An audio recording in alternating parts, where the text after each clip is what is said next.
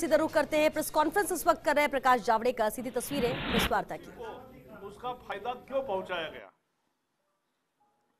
मूल हमें समझना चाहिए। नीरव मोदी का पंजाब नेशनल बैंक का घोटाला 2011 से कांग्रेस सरकार में शुरू हुआ, कांग्रेस के प्रश्रय में शुरू हुआ और उन्होंने लगातार उसकी मदद की। 2007 में पहली टर्म में ये जो पॉलिश्ड हीरो की आयात है, उसकी कांग्रेस के वित्त मंत्री चिदंबरम जी ने 3% इंपोर्ट ड्यूटी घटाई। यह भी एक समझने लायक बात है। विजय मल्ल्या को भी पूरा संरक्षण कांग्रेस ने दिया। उसको 1457 करोड़ जब बकाया था, तब 1457 करोड़ बकाया था, तब भी स्टेट बैंक ने और 1500 करोड़ रुपए दिया। आप नहीं पहला चुका रहे हो, हम और पैसा आपको देंगे।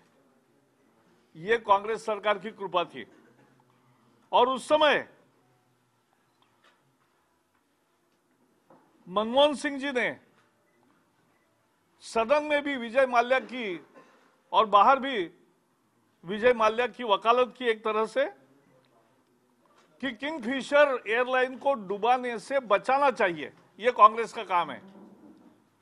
एक निजी एयरलाइन कंपनी जो खुद के कर्मों से डूब रही है, उसको बचाने के लिए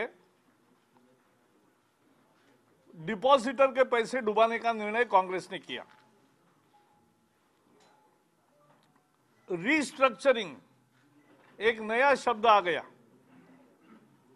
और उसमें भी विजय मल्ल्या को कांग्रेस ने फायदा पहुंचाया। ऐसे में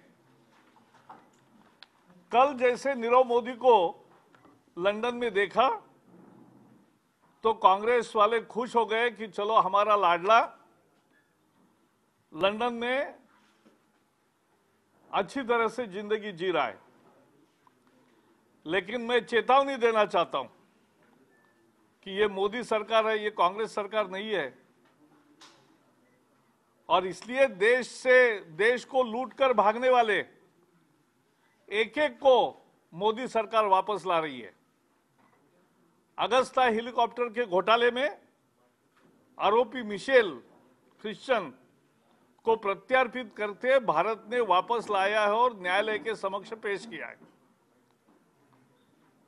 मिशेल को पूरी संरक्षण था कांग्रेस के जमाने में, लेकिन हमें प्रत्यार्पण करके दिखाया, एक्स्ट्राडिएट करके दिखाया।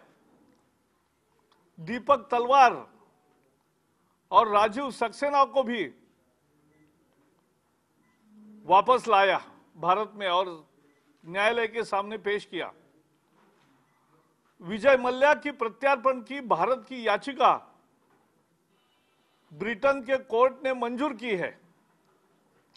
वो भी अब भारत के रास्ते पर है। उसकी अपील वगैरह जो की है वो खारिज होगी, ऐसा हमें विश्वास है। तो ये मिशेल को मिशेल मामा कहते हैं। मिशेल मामा, दीपक तलवार, राजीव सक्सेना, विजय मल्ल्या, ये पहले 3 लोगों को लाया और विजय मल्ल्या रास्ते पर है। नीरव मोदी के मित्रों भी समझना चाहिए, नीरव मोदी के एक्स्ट्राडिशन के लिए भी भारत ने इंग्लैंड सरकार को दरख्वास्त की है। और इसलिए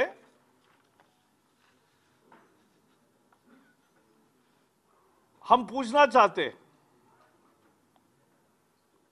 कि सब चोरों को लूटने दिया कांग्रेस ने। और लोग कभी कभी पूछते हैं कि वो अभी भाग गए आपके सरकार में। हाँ, कांग्रेस के सरकार में चोर भागते ही नहीं थे।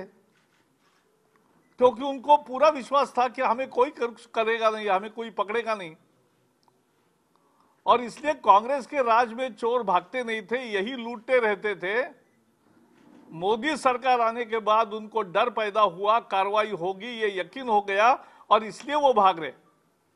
लेकिन हम भागे हुए लोगों को भी पकड़ पकड़ के ला रहे हैं, ये इतिहास है। और इसलिए सब चोरों को लूटने दिया और अब कांग्रेस उल्टा चोर चौकीदार को ही डांट रहा है। ये तो अजीब है, उल्टा चोर चौकीदार को ही डांट रहा है। अरे हमारी सरकार तो सभी गुनहगारों के खिलाफ जोरदार कार्रवाई कर रही है। एक भगोड़े अपराधियों को पकड़ने के लिए और उनकी संपत्ति जब्त करने के लिए हमने एक कानून बनाया। कल आपने देखा होगा, मैं महाराष्ट्र से आता हूं, महाराष्ट्र में अलीबाग में 30,000 स्क्वायर फुट का बंगला नीरव मोदी ने बांधा था, वो डायनामाइट से कल उड़ाया गया। ये स्वतंत्र भारत में ऐसी कार्रवाई पहली दफा हुई है। दुबई में उसकी 11 प्रॉपर्टी जब्त की है। हांगकांग में 225 करोड़ की प्रॉपर्टी जब्त की है। देश में भी सैकड़ों प्रॉपर्टियां जब्त की है।